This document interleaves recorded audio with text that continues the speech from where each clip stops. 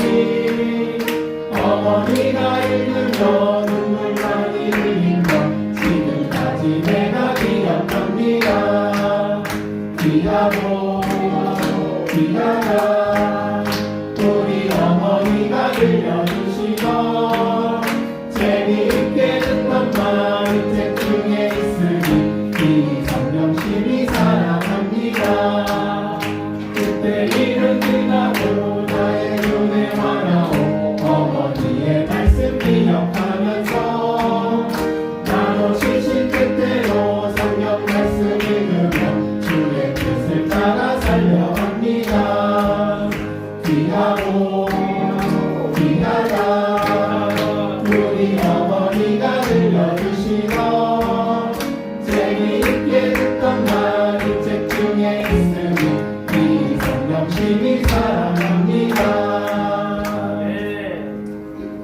주님 말씀하시며 찬양했습니다.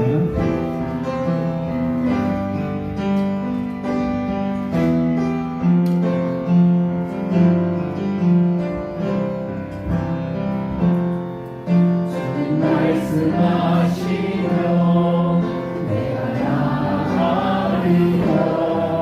주님 뜻이 아니면 내가 멈춰서리라. 나의 강서는 것 주님 뜻에 있으니 오 주님 우리 끄소서. 말씀하시며 내가 나가리라. 주님 뜻이 아니면 내가 멈춰서리라. 나의 강서는 것 주님 뜻에 있으니 오 주님 우리 끄소서. 뜻하신 그곳에 나 있기 원합니다. 이끄시는 대로 순종하며 살리니 연약한 내 영혼 통하여 일하소서. 주님 나라와 그 뜻을 위하여 뜻하신 그곳에 나 있기 원합니다. 이끄시는 대로 순종하며 살리니 연약한 내 영혼 통하여 일하소서. 주님 나라와 그 뜻을 위하여 오 주님 나를 이끄소서.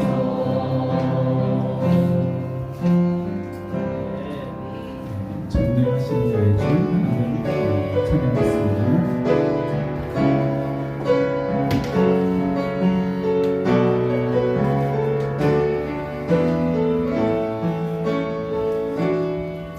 전능하신 나의 주 하나님은 잊지 못하실 정없네.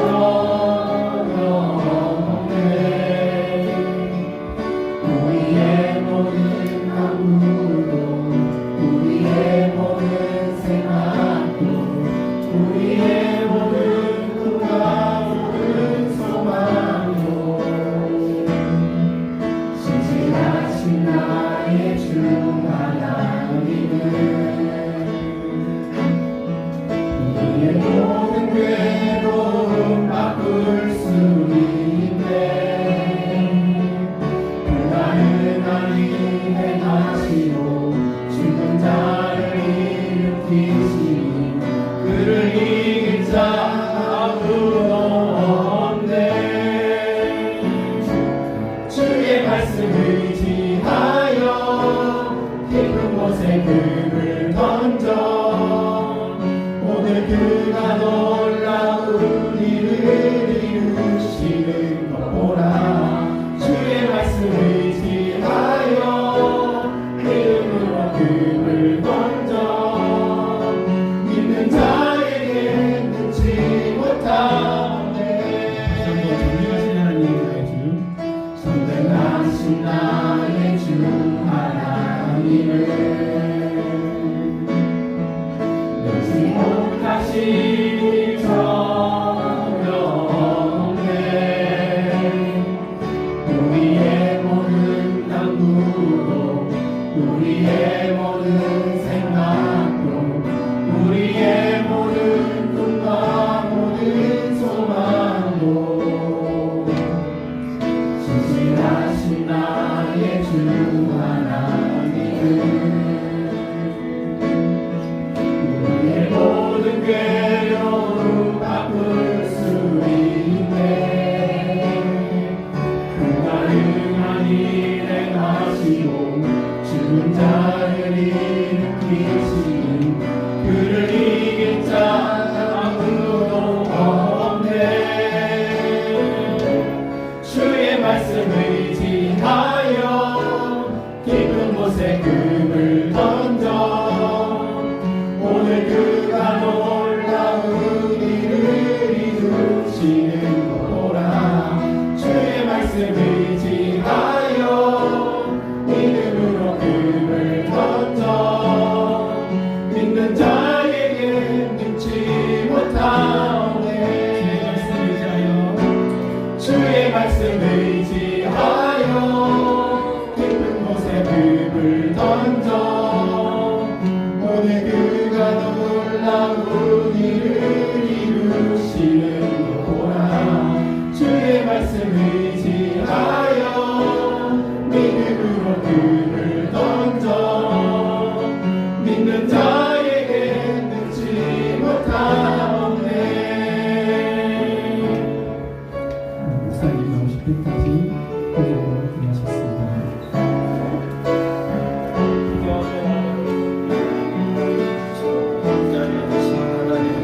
오늘도 나와 동행하시며 나와 함께하실 줄 믿습니다. 믿음으로 살아간다는 것이 무엇인지 배워가고 있습니다. 신앙을 갖는다는 것이 무엇인지 알아가고 있습니다. 어떻게 살아야 바른 것인가? 어떻게 행동해야 바른 것인가? 어떤 것이 바른 판단일까? 바른 행동일까? 우리가 분별할 수 있도록 하여 주시고 내 눈이 하나님의 시선으로 세상을 바라보게 하여 주시고 하나님이 보라 하시는 것을 보게 하시고 하나님이 들으라 하는 것을 듣게 하시며 하나님의 행하라는 것을 행할 수 있는 믿음의 사람들 되게 하여 주시옵소서. 오늘 시간 간절히 기도하옵기는 우리 성도들의 마음속에 주 성령이 임하시길 원합니다.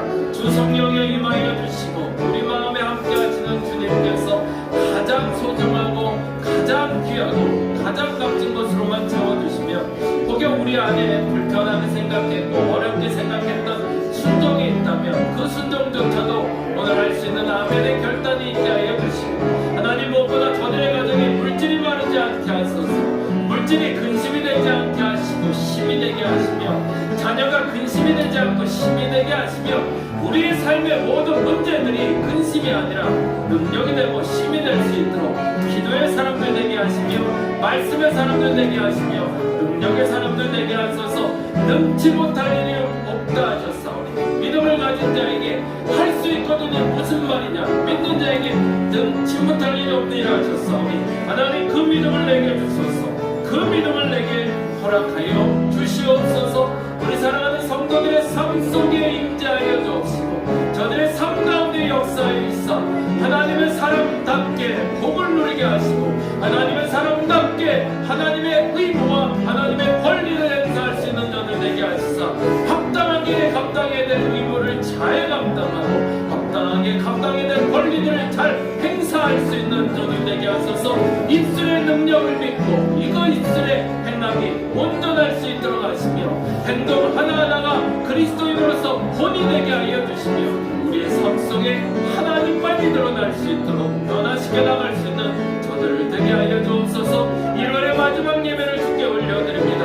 하나님 시작되는 모든 예배뿐만 아니라 마무리되는 모든 예배 모든 삶 가운데도 함께 하시사 후회 없이 예배했노라고 후회 없이 기도했노라고 후회 없이 오늘 이 시간을 보냈노라고 고백할 수 있는 저들 되게 하여 주시옵소서.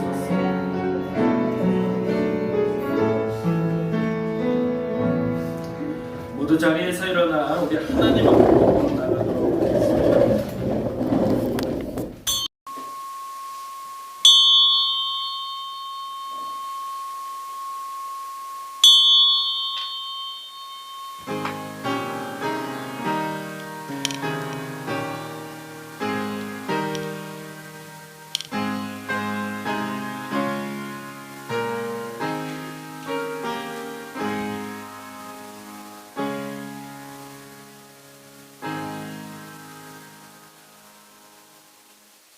그런즉 누구든지 그리스도 안에 있으면 새로운 피조물이라. 이전 것은 지나갔으니 보라 새 것이 되었도다. 아멘. 찬송가 357장 같이 찬양합니다.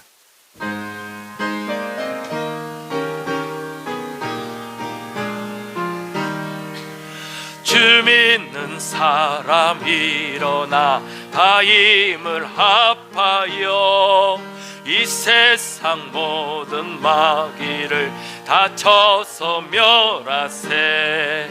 저 앞에 오는 적군을 다 싸워 이겨라. 주 예수 믿는 힘으로 온 세상 이기네. 믿음이 이기네. 믿음이 이기네. 주 예수를 믿음이 온 세상이 아멘. 온 인류 마귀 괴율로 큰 죄에 빠지니 진리로 띠를 띠고서 늘 기도 드리세.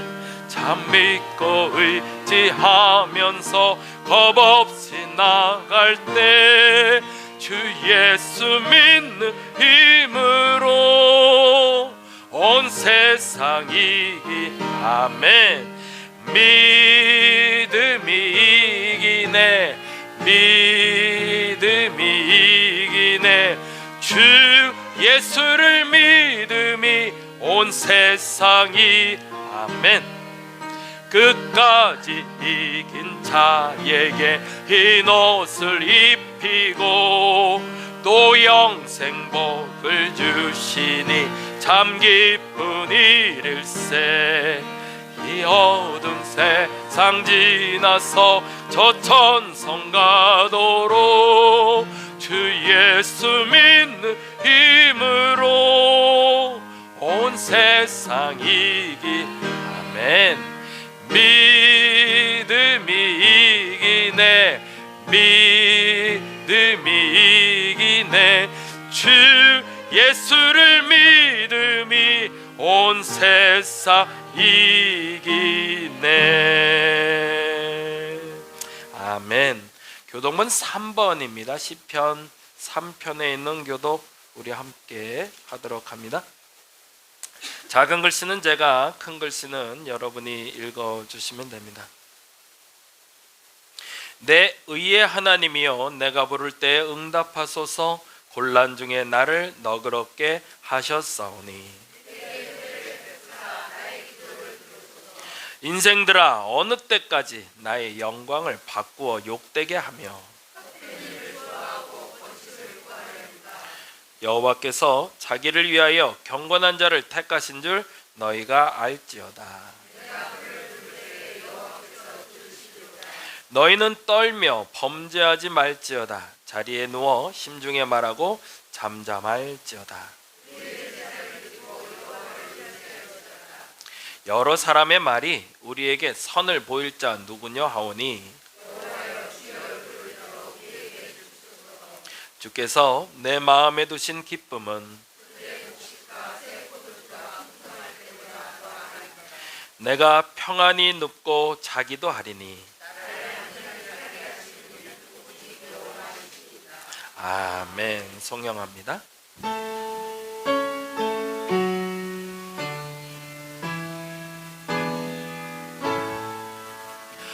성부 성자와 성령 자손과 영광 돌려 보내세.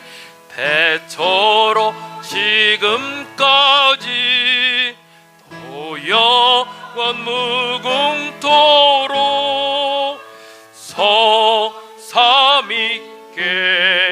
영광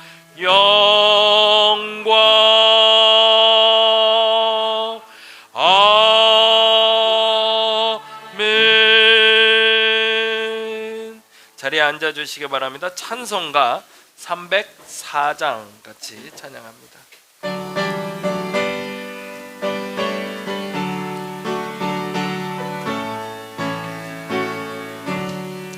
그 크신 하나님의 사랑 말로 다 영영 못하네. 저 높고 높은 별을 넘어 이 낮고 낮은 땅 위에 죄범한 영혼 구하려 그 아들 보내사 화목제물 삼으시고 죄 용서하셨네. 하나님 크신 사랑은 증량다 못하네. 영원히 변치 않는 사랑 성도여 찬양하세. 괴로운 시절 지나가고 땅 위에 영화 쇠할 때 주 믿지 않던 영혼들은 큰 소리 외쳐 울어도 주 믿는 성도들에게 큰 사랑 베푸사 우리의 죄 사했으니 은혜 잊을까. 하나님 크신 사랑은 증량다 못하네. 영원히 변치 않는 사랑 성도여 찬양. 하늘을 두루마리 삼고 바다를 머물 삼아도 한없는 하나님의 사랑 다 기록할 수 없겠네. 하나님의 크신 사랑 그 어찌 닿았을까. 저 하늘로 비싸도 채우지 못하리. 하나님 크신 사랑은 증량다 못하네. 영원히 변치 않는 사랑 성도여 찬양하세.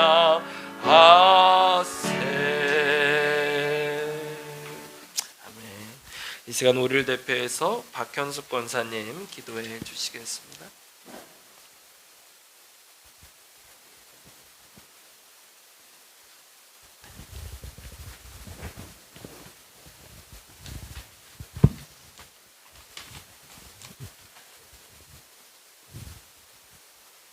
다 같이 기도하시겠습니다.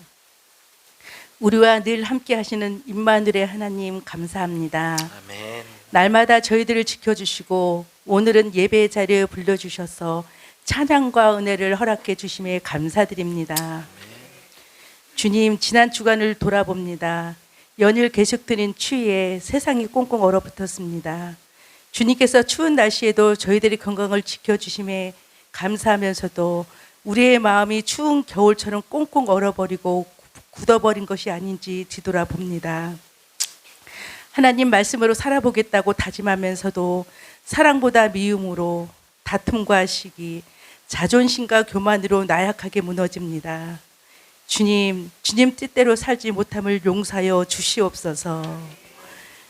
주님, 우리 교회를 사랑해 주시고 세워가심에 감사드립니다. 저희 교회가 성도들의 영적 성숙과 성령의 열매로 그리스도의 향기가 나는 다리목교회가 되기를 소망합니다. 성도들과 서로 마음을 나누고 아픈 자를 안아주고 넘어진 자를 일으켜주며 서로 품고 이해하고 사랑해주는 성도들이 되기를 원합니다. 주님, 성도들에게 말씀을 전하기 위해 늘 힘쓰시고 기도하시는 담임 목사님을 위해 기도합니다. 영육간의 강건함을 허락해 주시고 목사님 가정에도 늘 평안과 건강을 허락하여 주시옵소서. 아멘. 오늘 담임 목사님께서 전하실 말씀은 창세기 15장 1절에서 12절로 기다리다 지쳤을 때라는 제목으로 자신이 원하는 것이 이루어지지 않을 때 믿음으로 하나님을 신뢰하자는 내용의 말씀을 나눕니다. 말씀 가운데 성령께서 임하여 주셔서 아멘. 그 말씀의 능력이 되어 한 주간을 살아가는 힘이 되게 하시고 아멘. 승리하는 삶을 살아가게 하옵소서. 아멘. 주님의 몸된 교회를 위해 봉사와 헌신으로 예배를 돕는 손길들을 위해 은혜와 사랑을 더하여 주시고 아멘. 그들의 헌신과 수고를 기억하시사 아멘. 주님의 복으로 채워 주시옵소서. 아멘. 이 자리에 참석하지 못한 성도들도 있습니다. 어디에서나 그들을 기억하시고 주님의 사랑으로 품어주시며 함께하여 주시옵소서. 아멘. 예배를 마치는 시간까지 주님 함께하여 주옵시며 우리를 죄악 가운데서 구원해 주신 예수 그리스도의 이름으로 감사하며 기도드립니다. 아멘.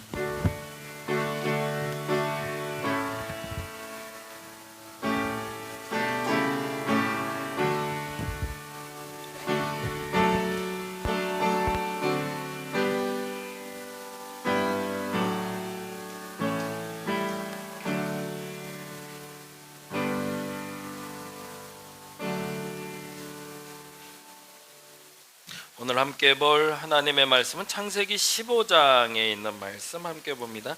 창세기 15장 1절에서 11절 말씀인데요. 창세기 15장 1절에서 11절.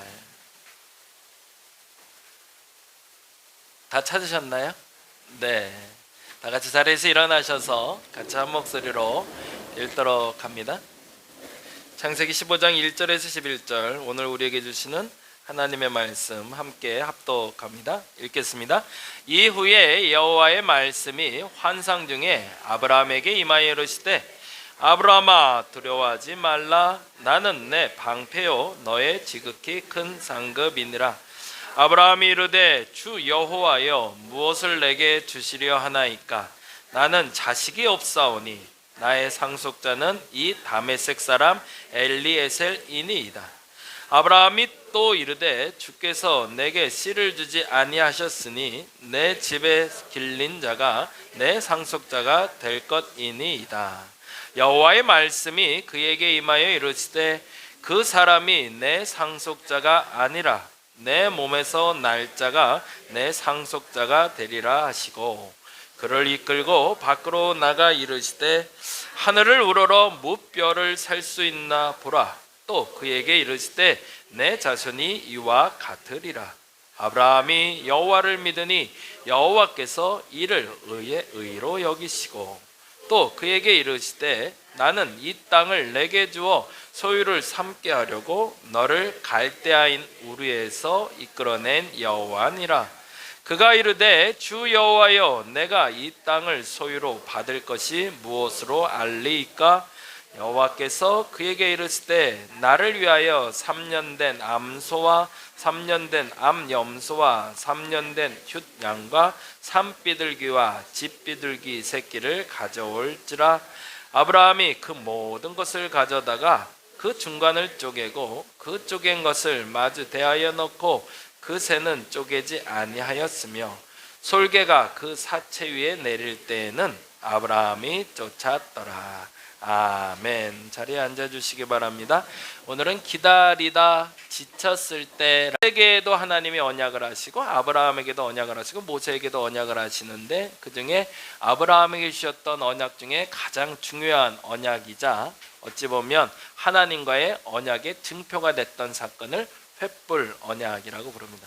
다른 말로 표현하면 어떤 일이 벌어졌냐면 하나님과 아브라함이 만나는 장면에서 하나님이 그 증표를 허락하시면서 아브라함 보고 예배를 드리라고 그러세요. 그래서 이제 제물들을 준비해서 제물을 놓고 엘리야하고 동일한 경우를 하는데 불을 내리지 않고 그대로 그 사체를 갈른 상태에서 놔두게 하세요. 그리고 이제 얼마 시간이 지나 아브라함이 깊이 잠들었을 때 환상 중에 나타났던 하나님이 횃불을 내려서 그 제단을 확 불태워 버리십니다. 그리고서 가른다라는 표현을 듣는데 그래서 그 언약을 통해서 하나님이 아브라함과의 약속을 반드시 지킬 거라는 약속을 하셨다. 그래서 그걸 횃불 언약이라고 부릅니다. 기다리다 지쳤을 때라는 말과 같이 어울릴 수 있는 단어는 바로 고난이겠죠. 그래서 지난주에도 고난에 대한 이야기 했는데 요건 잠깐 정리하고 가죠. 모든 사람이 어려움이 있습니다. 그 어려움은 물질적인 어려움일 수도 있고 건강의 어려움일 수도 있고요. 물질도 넉넉하고 건강도 좋은데 정신적인 어려움을 겪는 사람들도 있고요. 이게 뭐 하나 완전하게 행복하다, 완전하게 다 갖추었다는 쉽지는 않은 것 같아요. 모든 사람에게 경중은 있겠지만 모든 사람에게 고난은 있죠. 근데 중요한 건 그 어려움을 어떻게라는 도구, 이걸 어떻게 이겨나가야 바른 고난 극복인가가 중요하겠죠. 똑같은 고난을 줬는데 그 고난을 제대로 넘어가지 아니하면 그 결과가 분명 나쁘기 때문입니다. 그래서 우리가 세 가지로 같이 생각해 보자고 했는데, 첫째는요, 잘못된 일에 대한 대가가 있습니다. 아담과 하와가 그랬죠. 아담과 하와가 하나님이 하지 말라는 일을 에덴에서 행합니다. 선악과를 따먹죠. 그것 때문에 쫓겨납니다. 그게 대가죠. 우리가 무엇인가를 소유하고자 할 때 그 소유가 잘못된 방식으로 소유하려고 하면 그것에 대한 대가를 반드시 치루어야 됩니다. 그래서 고난이 올 수 있죠. 왜? 그건 내가 잘못한 거니까. 그건 어떻게 하면 될까요? 인정해야죠. 근데 세상 어려워요.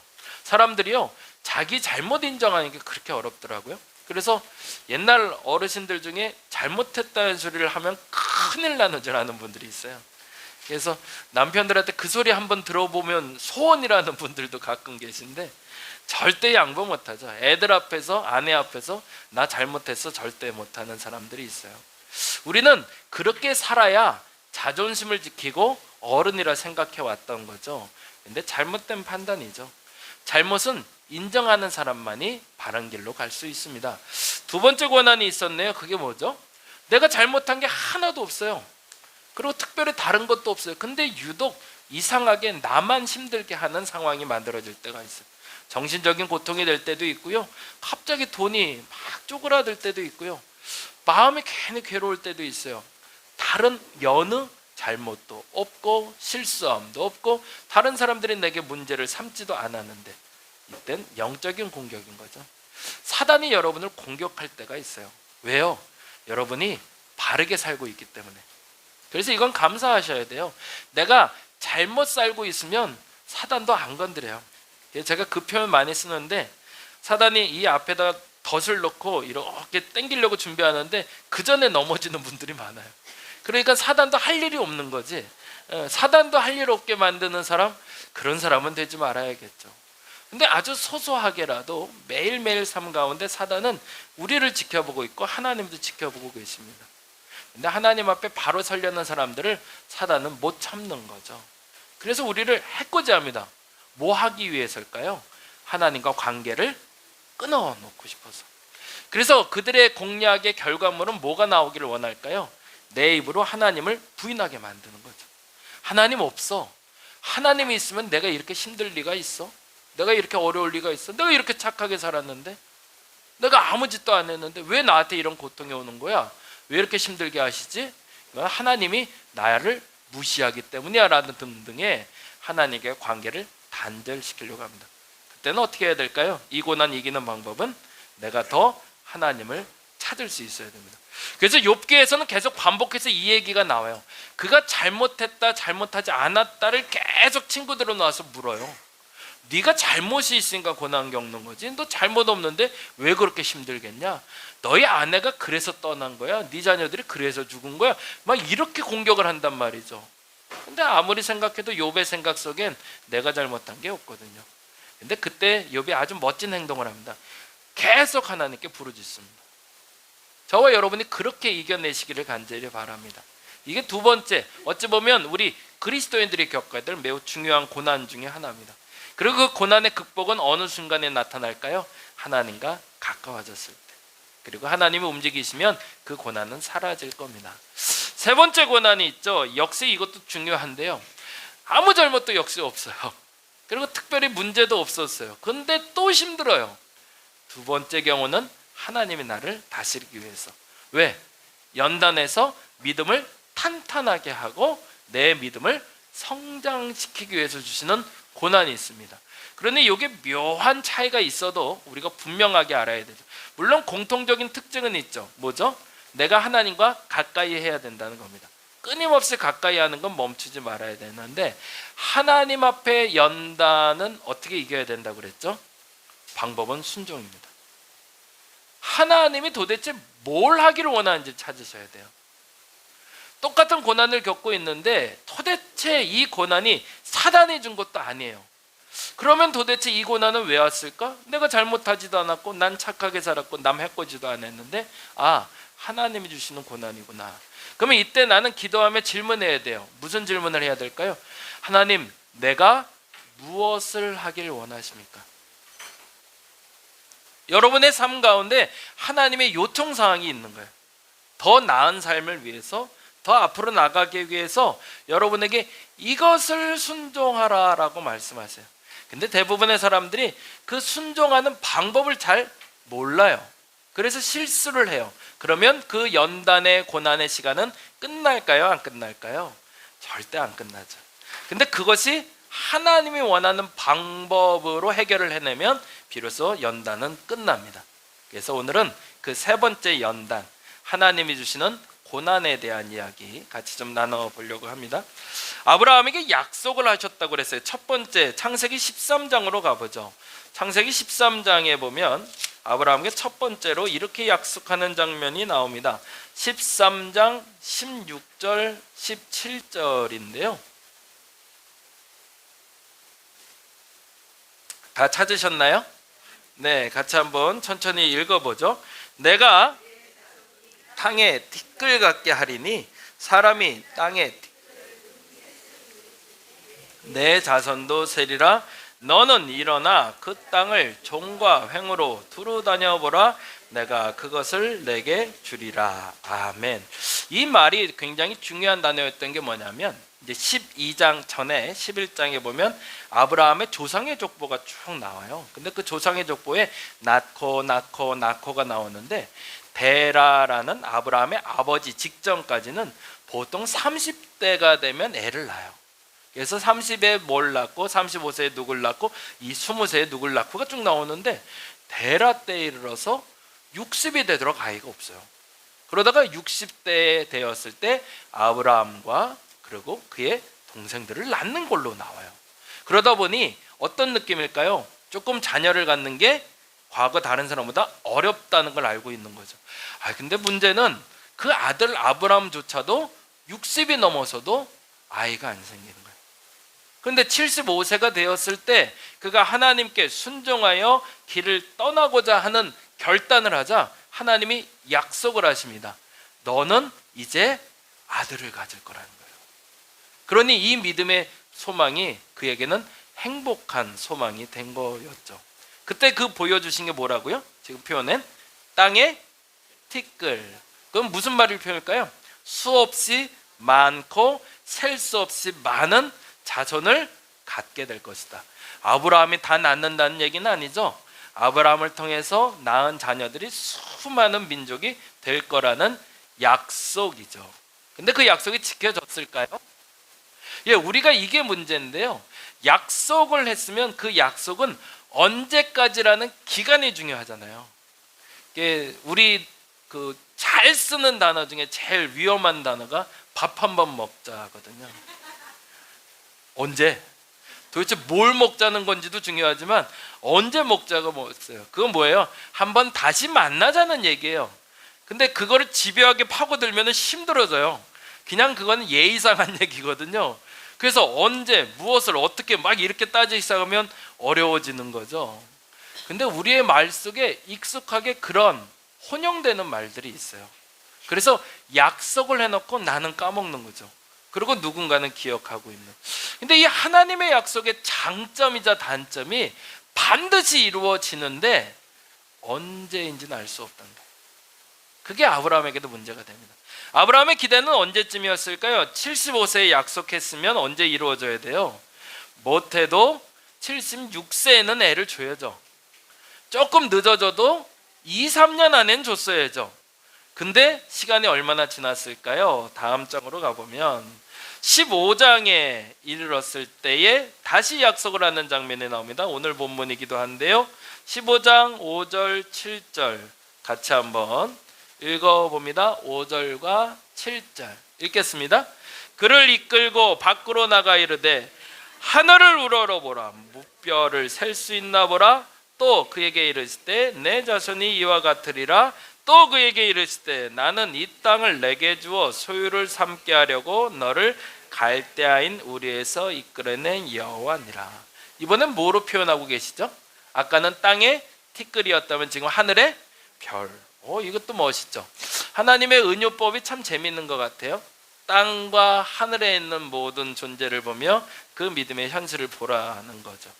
여러분에게도 동일하게 비유적으로 혹은 여러분이 상상할 수 있게 하나님 응답하실 겁니다. 똑 떨어지는 단어로가 아니라 여러분이 생각하고 고민하게 만들어 주실 거예요. 하늘에 있는 것과 땅에 있는 것으로 그 응답이 이루어질 거라고. 근데 문제는 이게 언제냐가 중요하죠. 16장에 가보면 86세가 된 아브라함을 만나요. 그럼 몇 년 정도가 지났다고 봐야 돼요? 벌써 10년이 지났네요.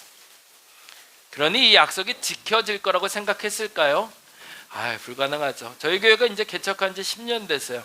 하나님이 약속하셨다라고 얘기하고, 예를 들어서 2015년에 부흥 있으리라 하셨어요. 근데 그 다음에도 한 2명, 그 다음에도 3명. 하나님은 부흥 있으리라 하셨는데, 그러면 제 마음은 어떨까요? 이제 초조해지는 거죠. 그리고 불안해지는 거죠. 그 다음에 뭐 할까요? 하나님 안 하시려나 보다. 이렇게 갈 수밖에 없겠죠. 근데 잊을만한데 그때 하나님이 또 나타나신 거예요. 그리고 너에게 자식을 줄 건데 이제는 하늘의 별과 같이 많이 줄 거래요. 여기서 매우 중요한 게 있어요. 뭘까요? 우리가 힌트를 제일 찾아야 되는 건데, 그럼에도 불구하고 아브라함은 하나님과 대화하고 있다는 거예요. 우리는 언제쯤 지칠까요? 한 달만 지나도 안 될걸요. 하나님이 내게 주기리라 약속한 게 있는데 한 달 동안 아무것도 변화가 없어요. 그러면 기도고 뭐고 예배고 뭐고 이렇게 될 거예요. 너 부유하게 해줄게, 하나님이 약속하셨어요. 아멘 했어요. 근데 언제 될지 모르겠는 거예요.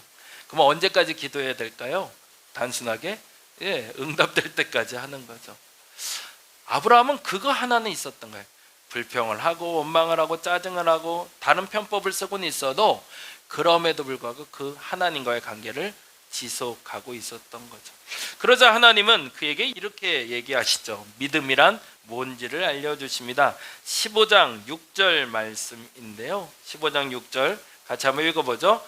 아브라함이 여호와를 믿으니 여호와께서 이를 그의 의로 여기. 참 너 대단하다라는 거죠. 하나님 보기에도 대단한 거죠. 그때 얘기한 걸 아직도 기억하고 그걸 믿고 있는 그의 모습이 의롭다. 이것이 바른 것이다 라는 거예요. 저와 여러분에게 하나님은 반드시 복 주실 겁니다. 네, 그거 믿으셔야 돼요. 하나님은 당신을 믿는 자들, 더 정확히는 바르게 믿는 자들, 더 정확히는 하나님과 어떤 상황이 돼도 그 관계를 지속하는 자에게 복 주실 겁니다. 그것을 믿는 것을 성경은 바른 것이라고 얘기합니다. 그게 옳은 겁니다. 그게 의인으로 사는 방법입니다. 여러분이 기도할 때마다 하나님은 응답을 주세요. 단지 내가 못 듣거나 알아듣지 못했거나 이해하지 못했을 뿐이죠. 그런데 여러분에게 마음으로 혹은 생각으로 가슴으로 혹은 다른 사람을 통해서 주신 그 응답이 있다면 여러분이 반드시 기록을 해놓으시던가 기억해 놓으시기 바랍니다. 그리고 그 약속이 언제 성취되는지 꼭 보시기 바랍니다. 그 사람을 믿음의 사람, 의로운 사람이라고 얘기합니다. 근데 말씀드린 대로 바르게 사는 것의 시작점은 됐지만 결과는 언제 나올까요? 아까 하나님의 연단은 뭘 해야 결론이 난다고요? 순종해야 끝나요. 그냥 마음으로 믿는다고 끝나는 게 아니더라는 거죠. 하나님은 여러분에게 복 주신다고 그랬어요. 근데 어떻게 복 주실까요? 순종하는 자에게 복 주는 겁니다. 근데 안타깝게도 우리가 뭘 못해요? 하나님을 믿어요. 나는 다른 사람들이 뭐라 해도 나 하나님 믿어요. 복 줄 것도 믿고요, 구원하신 것도 믿어요. 근데 내 삶이 안 풀려요. 왜 안 풀릴까요? 하나님의 원하는 방식의 순종을 안 하고 있어서 그래요. 오늘은 그 얘기 조금 더 해보려고 그래요. 지금부터는 조금 엉뚱할 수도 있는 이야기인데 한번 들어보세요. 이거 먼저 읽어보죠. 믿음으로 의롭다 여김은 받을 수 있으나 믿음의 결과를 경험하려면 바른 방법을 통한 순종이 필요합니다. 그러니까 어떻게 여러분이 지금 사는 것이 하나님 앞에 순종하는 삶인지를 잘 한번 기억해 보시기 바랍니다. 15장에 하나님이 또 약속하셨잖아요. 한 번이 아니라 두 번. 땅의 티끌 하늘의 별처럼 많이 준다고 약속했으면 그럴 거라 믿어야죠. 근데 아브라함이 믿었어요. 근데 그 다음에 그가 어떻게 행동하는지 16장에 이렇게 기록되고 있습니다. 16장 1절 2절인데요 한번 볼까요? 하나님이 약속하셨어요. 아들, 자녀를 주실 거라고. 그러자 아브라함이 이렇게 행동에 옮깁니다. 왜? 이게 순종인 줄 알았거든요. 1절 읽어볼까요? 아브라함의 아내 사레는 출산하지 못하였고 그에게 한 여종이 있으니 애굽 사람이요 이름은 하갈이라. 이게 문제가 돼요. 무슨 일이 벌어진 거예요? 아이가 생겨요. 근데 아브라함이 들었어요. 근데 무슨 얘기를 들었냐면 내 씨가 날 거래요. 그러면 배는 어떤 거든 상관없겠다는 거죠. 왜? 내 씨니까.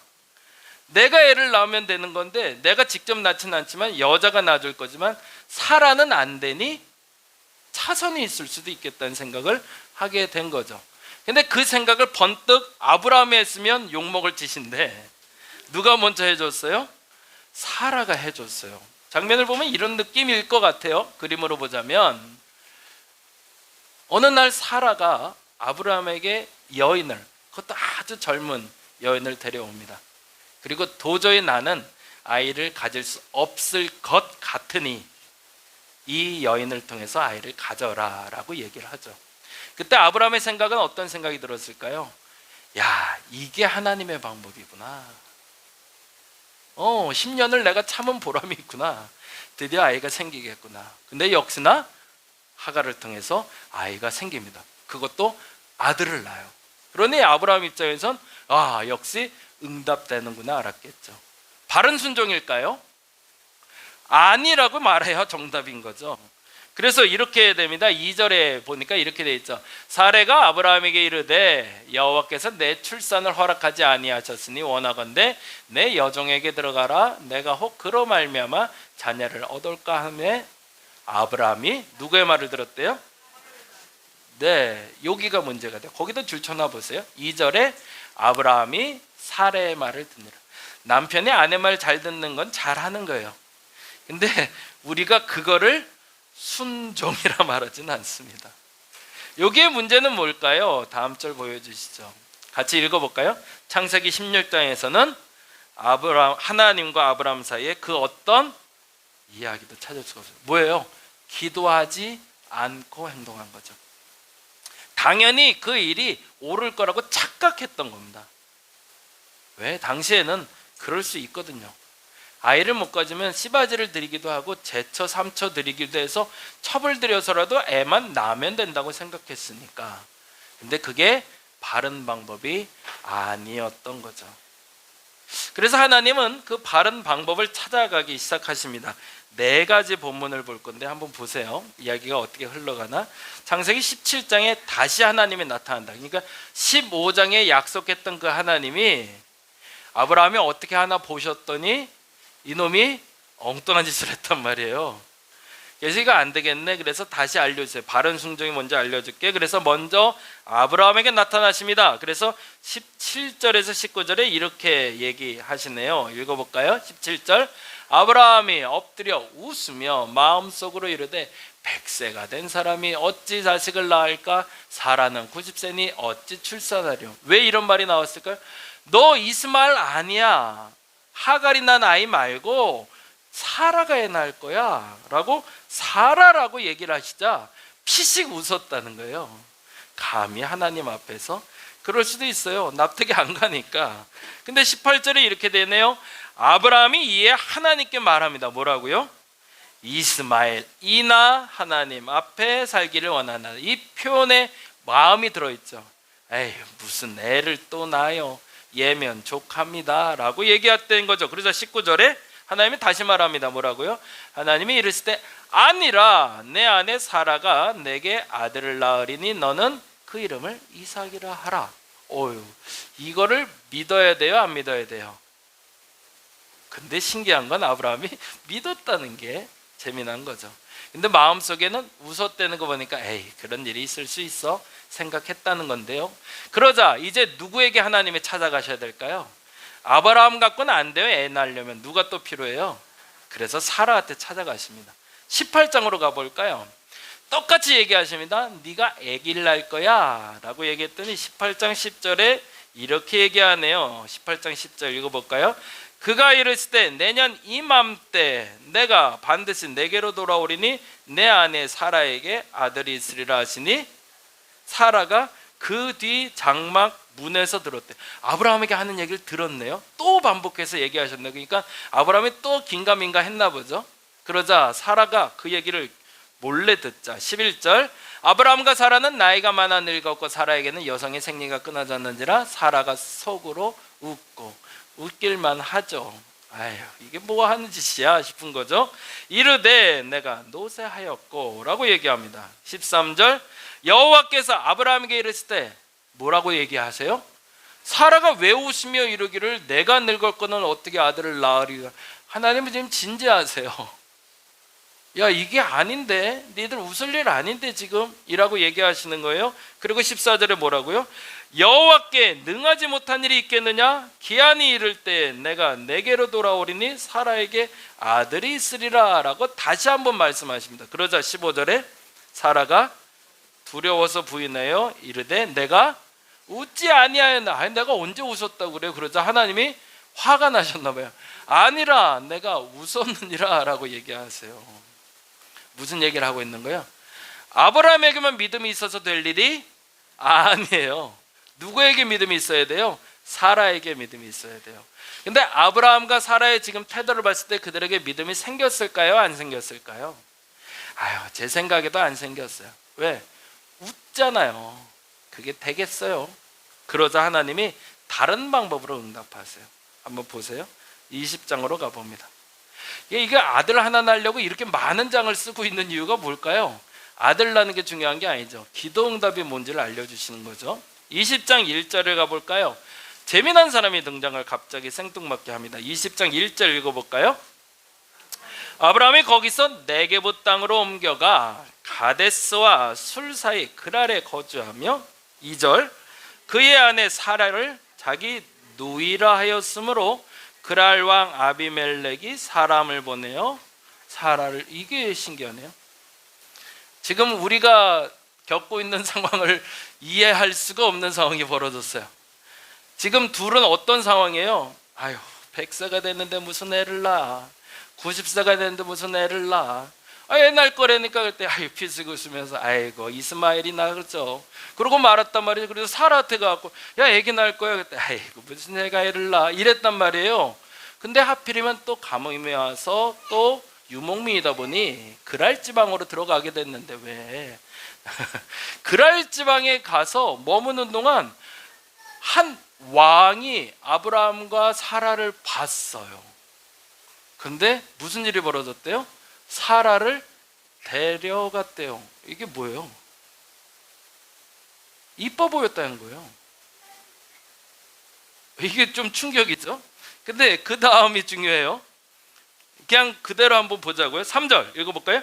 그 밤에 하나님이 급하게 아비멜렉에게 현몽하십니다. 왜?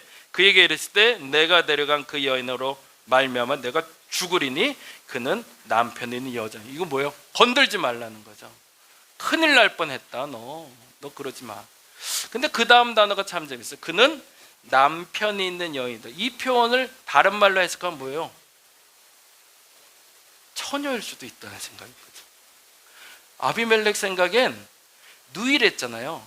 결혼 안 한 여자로 보였다는 거예요.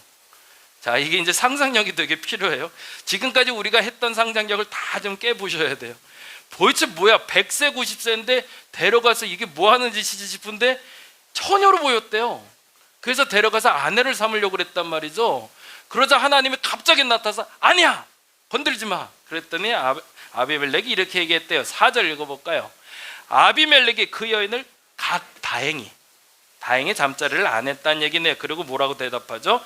주여, 주께서 의로운 백성도 멸하시나이까? 라고 얘기합니다. 도대체 누구에게 이 얘기를 하고 싶으셨던 걸까요? 아비멜렉을 죽이려고 했던 게 아니라 아브라함과 사라에게 알려주고 싶었던 거죠. 뭐를? 아브라함이 아직 젊고 사라가 젊다라고 말해주고 싶은 거예요. 다른 말로 하면 다른 사람이 봐도 너의 아내가 아직 예뻐. 심지어 데려다가 아내 삼고 싶고 아이를 낳을 거라고 생각할 만큼 예뻐라고. 이건 되게 충격인 거죠. 같이 살 때 몰랐는데 내 여인이 딴 데 데려갔더니 너무 이쁘대요. 그러니까 달라 보이는 거죠. 그러고 돌아와 보니까 이 남자가 좀 자신감을 얻었겠죠. 그렇게 하나님의 말에도 몰랐는데 딴 사람의 말하니까 이제 이해가 됐어요. 뭐가 가능할 수도 있겠는걸. 하나님이 여기서 기적을 일으키지 않아요. 아브라함과 사라가 동침을 해야 아이가 나요. 이게 동정녀가 태어나듯이 갑자기 성령이 임해서 애를 낳은 게 아니거든요. 그러면 이날 이후에 어떤 일이 벌어졌을까요? 둘이 합방을 하신 거죠. 그리고 1년 후에 어떤 일이 벌어졌어요? 우리가 잘 아는 대로 21장으로 가봅니다. 벌써 6장 동안을 계속 이 얘기를 반복해요. 그러면 뭐 아들 낳는 게 아니요, 믿음 얘기를 하는 거예요. 21장 1절 볼까요? 같이 한번 읽어보겠습니다. 여호와의 말씀하신 대로 사라를 돌보이. 그랬네. 이제 비로소 사라가 예뻐 보인 거죠. 그리고 여호와께서 말씀하신 대로 사라에게 행하셨으므로 사라가 임신하고 하나님의 말씀하신 시기가 되어 노년의 아브라함에게 아들을 낳으니 아브라함이 그에게 태어난 아들 곧 사라가 자기에게 낳은, 이게 중요하죠. 거기다 줄쳐놓으세요. 하갈은 안 돼요. 아브라함이어야 되고 사라여야 되는 거예요. 이게 하나님의 약속이에요. 순종은요, 하나님의 방법대로예요. 내가 원하는 방식, 내가 맞다고 생각하는 방식이 아니라 하나님의 방식대로 읽어내야 돼요. 아브라함에게 약속하셨고 사라에게 약속하신 거지 아브라함과 하갈에게 약속하신 게 아니었고 기적이 나타날 거라고 말한 게 아니에요. 아브라함과 사라를 통해서 아이를 낳을 거라고 한 거죠. 그리고 4절 뭐라고 돼 있죠? 그 아들 이삭이 난 지 8일 만에 그가 하나님의 명령하신 대로 할례를 행하였더라. 멋있죠. 그리고 결과는 아브라함이 그의 아들 이삭이 그에게 태어날 때의 나이가 100살. 이게 또 이제 우리를 혼돈시키는 건데, 그래서 이 장면을 보통 우리는 상상해요. 야, 이 할아버지의, 이 할머니의, 이 애기의 이게 뭐지라고 왜 이렇게 돌까요? 네, 생각하는데 우리가 생각을 조금 바꿀 필요가 있어요. 이제 사람들 사진을 좀 보여드릴게요. 한번 볼게요. 유동근 씨가 39살 때고요. 강동원 씨가 39살 때 사진. 물론 어떻게 꾸미냐에 따라 다르죠. 근데 이게 같은 연예인이지만 당시에 39은 저랬어야 돼요. 그렇죠? 근데 최근은 아니지만 요즘 39은 이 정도로 보여요. 더 충격적인 거 보여드릴까요? 위에가 35살, 여기는 37살, 여기는 31살, 여기는 36살이에요. 80년대 사진이에요. 그랬어요. 옛날에 이랬어요. 더 충격적인 거 보여드릴게요. 51살, 56살. 언제일까요? 옛날 여러분 기억해, 이상가족 상봉 그때 나이가 이래요. 51살 누구 있죠? 56살이에요. 지금 우리로 보면 80 정도로 봐야겠죠. 이게 근데 지금 56살이 이럴까요? 안 그래요. 네. 우리의 상상력이 좀 파괴될 필요가 있는 거예요. 당시에 50, 당시에 90, 당시에 100이 우리가 나이로 산수라는 계산과는 좀 다르더라는 거예요. 그러면 그냥 단지 이렇게 상상하라고 말씀드린 게 아니라 성경에 근거가 있어요. 볼까요? 창세기 18장 11절과 창세기 25장 1절이 되는데요. 이 힌트를 우리가 놓치고 간 게 있어요. 창세기 18장 11절 말씀입니다. 창세기 18장 11절은 뭐라고 되어 있죠? 아브라함과 사라는 나이가 많아 늙었고 사라에게는 여성의 생리가 끊어졌더라. 죄송합니다. 우리 처녀 총각들이 있지만 얘기 드리면 생리가 끊기는 시간쯤이 대략 언제쯤이죠? 우리 보통 40대 빠르면 늦어도 50대 정도로 봐요. 그러면 이 시기가 언제쯤으로 보는 거예요? 사라 나이 90이라고 얘기하지만 실질적으로 우리 또래로 보자면 40 정도, 50 정도의 나이로 보여진다는 얘기예요. 그 정도의 건강 상태인 거예요. 그러니까 90이 됐다고 말했지만 실질적으로 생리가 끊겨진 지 얼마 안 된 시기인 거예요. 그러면 하나님이 일하셨다는 얘기는 뭘까요? 그 생리를 다시 시작하는 그 기적을 나타내셨다는 얘기죠. 그리고 더 하나 충격적인 건 25장 1절인데요. 25장 1절 요 밑에 있는데 같이 한번 읽어보죠. 아브라함이 후처를 미루어서 맞습니다. 사라가 죽은 후에. 근데 그때 아브라함의 나이가 몇 살일까요? 아이를 낳고 죽는 그 나이가인데 175세가 됩니다. 그러면은 단순히 반토막 계산으로 하면 되겠네요. 아브라함이 100세가 됐다는 얘기는 지금 나이로 보면 50 정도 된 거고요. 지금 우리의 건강의 기준으로 봤을 땐 사라가 90이 됐다는 얘기는 45, 40, 50 사이 정도의 건강 상태였다는 거예요. 그러면 가능한 거죠. 노산이긴 했지만, 비록 노산이지만 불가능한 일은 아니었던 거예요. 근데 뭘 못한 거죠? 그들이 바른 순종을 안 하고 차선을 선택했을 뿐이죠. 하나님은 우리에게 항상 응답하십니다. 믿음을 가진 사람에게. 근데 믿음을 갖는 것만 중요한 것이 아니고요, 그 믿음을 가지고 하나님이 하라는 바른 방법에 순종을 해야 돼요. 돈을 버는 것도 마찬가지고 건강을 지키는 것도 마찬가지고 내 안에 문제를 해결하는 것도 똑같습니다. 하나님은 믿는 사람에게 역사하세요. 너희가 믿었으니 바르다라고 말씀해 주실 거예요. 근데 그 믿는 것만으로 역사는 없습니다. 믿고 뭐 해야 되는 거죠? 도대체 하나님 나를 무엇하기 원하십니까? 라고 질문하시고 그 바른 방법을 찾아서 순종할 때 하나님이 여러분에게 열매를 주실 겁니다. 그래서 오늘은 이렇게 기도했으면 좋겠어요. 같이 한번 읽어보죠. 다음 장. 네, 같이 읽어보겠습니다.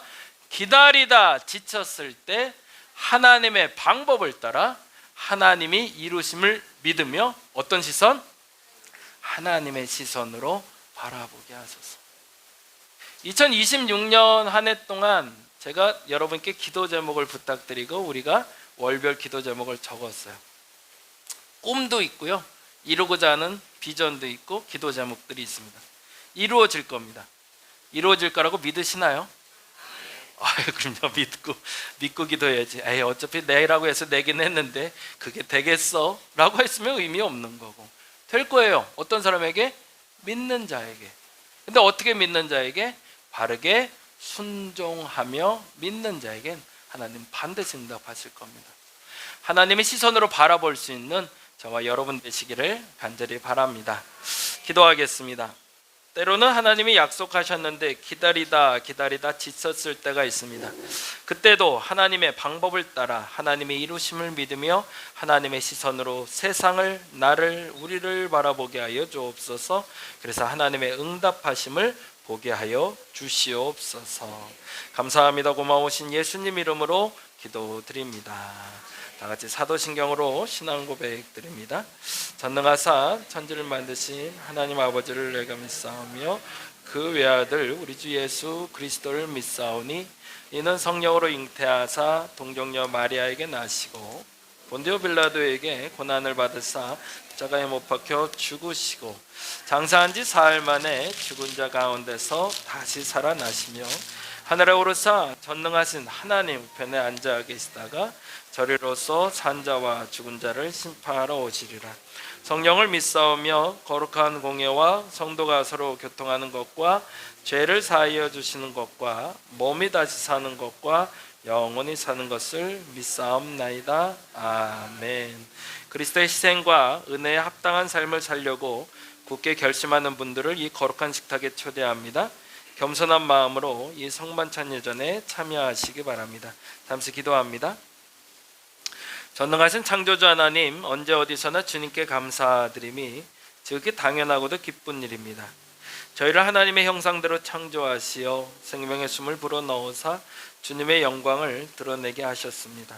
때론 저희가 주님에게서 멀리 떠나도 주님은 한결같이 저희를 사랑해 주시고 구원의 바른 길로 이끌어 주십니다. 아멘. 앞을 잠시 봐주실까요? 주님께서 당신의 몸을 내어주던 밤 떡을 손에 드시고 감사 기도를 드리신 후에 제자들에게 주시며 말씀하셨습니다. 받아 먹으라. 이는 너희를 위해 내어주는 나의 몸이니 이를 행할 때마다 나를 기억하여라. 식후에 주님께서는 잔을 드시고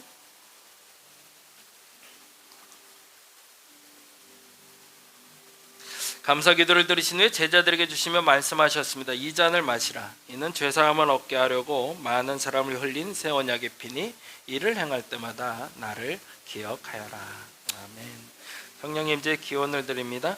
거룩하신 하나님, 일찍이 주님께서 세상에 보내셨던 성령을 지금 다시 보내주시사 진설된 떡과 포도주에 임하셔서 이 식탁을 성별하여 주옵소서. 또한 성령께서 여기 보인 저 위에 함께하사 이 떡과 포도주로 영원한 생명의 양식이 되게 하시며 이를 먹고 마심으로 그리스도의 새로운 몸을 입어 세상을 변화시키는 능력이 되게 하옵소서. 아멘.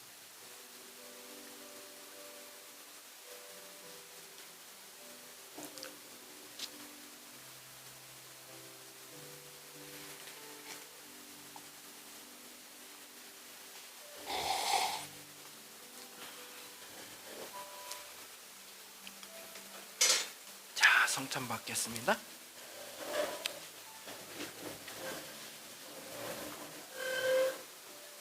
그리스도의 몸입니다. 그리스도의 몸입니다. 그리스도의 몸입니다. 그리스도의 몸입니다. 그리스도의 몸입니다. 그리스도의 몸입니다.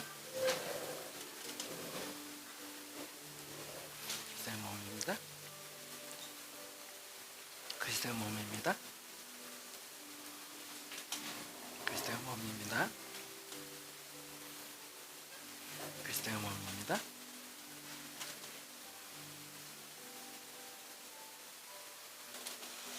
그리스도의 몸입니다. 안녕하세요. 그리스도의 몸입니다.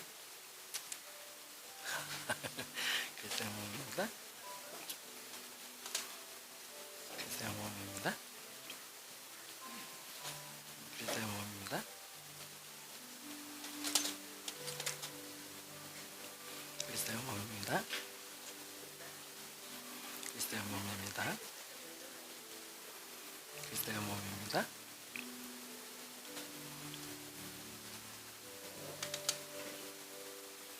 그리스도의 몸입니다. 그리스도의 몸입니다. 그리스도의 몸입니다. 그리스도의 몸입니다. 그리스도의 몸입니다. 그리스도의 몸입니다.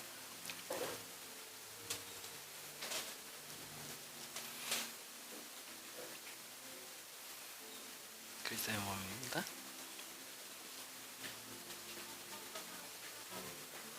그리스도의 몸입니다. 그리스도의 몸입니다.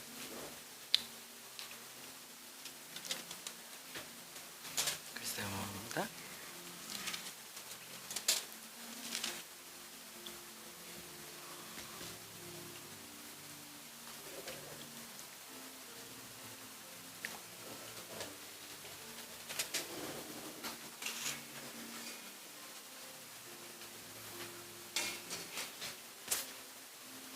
다 같이 주기도문 합니다.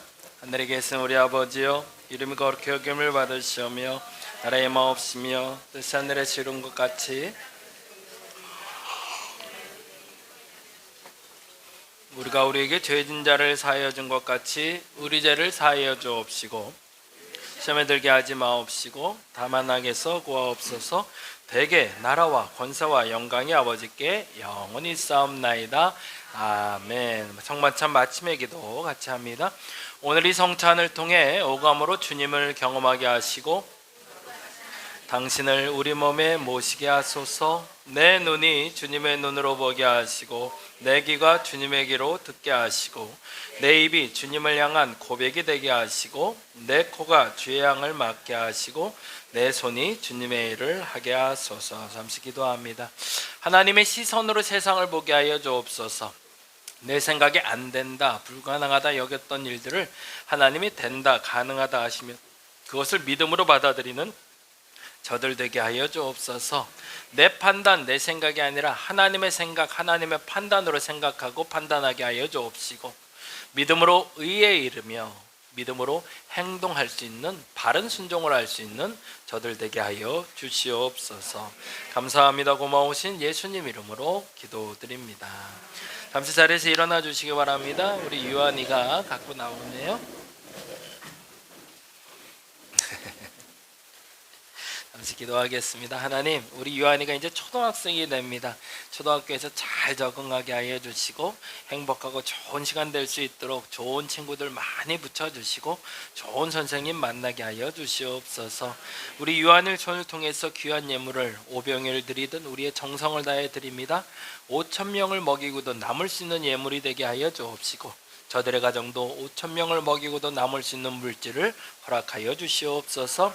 저들의 가정에 물질이 마르지 않게 하시고 물질이 근심이 되지 않게 하시고 물질이 힘이 되게 하여 주시옵소서.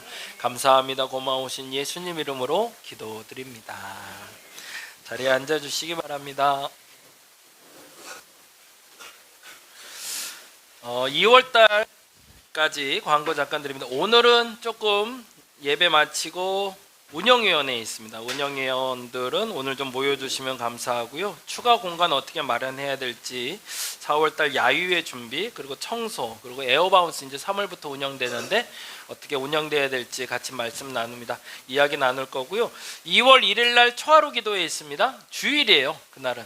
그래서 주일날 조금 바쁘게 움직이셔야 돼요. 새벽에 잠시 만났다가 가도록 하겠습니다. 그리고 2일부터 5일까지 홀리위크 있습니다. 말씀드린 대로 월, 화, 목 3일 동안은 저녁 기도회고요. 수요일 날은 수요 기도회로 모이게 될 겁니다. 그리고 6일 날은 금요 한번 기도회 있는데 말씀드린 대로 순종한다라고 할 때 바른 방법은 결국엔 기도를 통해서 찾는 겁니다. 내가 많이 기도해야 그 방법 찾을 수 있습니다. 여러분의 기도 자리 여러분이 만들어 가셔야 됩니다. 잘 만들어 가시길 바랍니다. 제가 이번 주에 좀 일정이 있어서 말씀드릴게요. 25일, 26일 날은 역사와 종교 아카데미 총회를 좀 다녀오고요. 28일 날 한양 도성길 요번에 좀 다녀옵니다. 그리고 29일 날 자격 심사 강의가 좀 있고요. 26일 날은 저희 첫 교인인데요. 그 간암이었다가 간경화 4기가 됐어요. 이제 젊은 이제 처녀예요. 근데 이제 감사하게도 몸 상태는 멀쩡해요. 근데 이제 몸에는 간경화 4기니까 간을 못 쓰는 상태죠. 그래서 동생이 간 이식을 해줘요. 그래서 토요일날 잠깐 가서 먼저 보고 왔는데 월요일날 수술하는데 간 이식 수술은 하루에 한 번만 한대네요. 10시간에서 한 12시간 정도 걸린다고 합니다. 그래서 여러분 좀 기도 좀 부탁드리고요.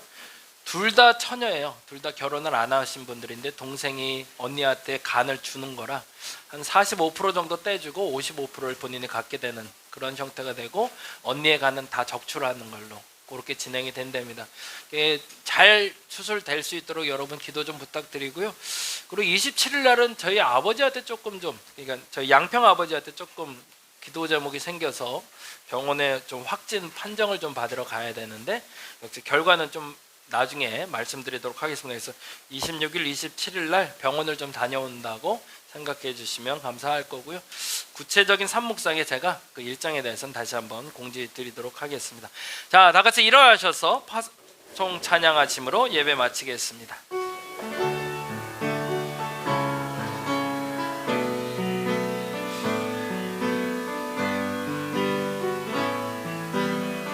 그 선한 심에 선한 힘에 고요히 감싸여 그 놀라운 평화를 누리며 나 그대들과 함께 걸어가네. 나 그대들과 한 해를 여네. 지나간 허물 어둠의 날들이 무겁게 내 영혼 짓눌러도 주여 우릴 외면치 마시고 약속의 구원을 이루소서. 그 선한 심이 그 선한 힘이 우릴 감싸시니 믿음으로 일어나릴 기대하네. 주 언제나 우리와 함께 계셔 하루 또 하루간을 새 주께서 밝히신 작은 촛불이 어둠을 헤치고 타오르네. 그 빛에 우리 몸 하나 되어 오늘 위에 비추게 하소. 그 선한 심이 그 선한 힘이 우리 감싸시니 으로 일어나릴 기대하네. 주 언제나 우리와 함께 계셔 하루 또 하루간을 새로워. 이 고요함이 깊이 번져갈 때 저 가슴 벅찬 노래 들리네. 다시 하나가 되게 이끄소서. 당신의 빛이 빛나는 이 밤 그 선한 힘이 우릴 감싸시니 믿음으로 일어나릴 기대하네. 주 언제나 우리와 함께 계셔 하루 또 하루간을 그 선한 심이 우릴 감싸시니 그 선한 힘이 우릴 감싸시니 믿음으로 일어나릴 기대하네. 주 언제나 우리와 함께 계셔 하루 또 하루가 늘 새로워. 이제는 우리 주 예수 그리스도의 은혜와 아버지 하나님의 극진하신 사랑하심과 성령님의 감화 감동 교통 역사하심이 26일 날 수술대 위로 올라가야 될 두 자매 위에, 그리고 27일 날 결과를 보아야 될 하나님의 아들에게, 그리고 여정 가운데 하나님께 기도하며 응답받길 원하는 우리 사랑하는 성도들에게 지금부터 영원토록 함께 하옵시기를 간절히 축원하옵나이다. 기도해야 됩니다.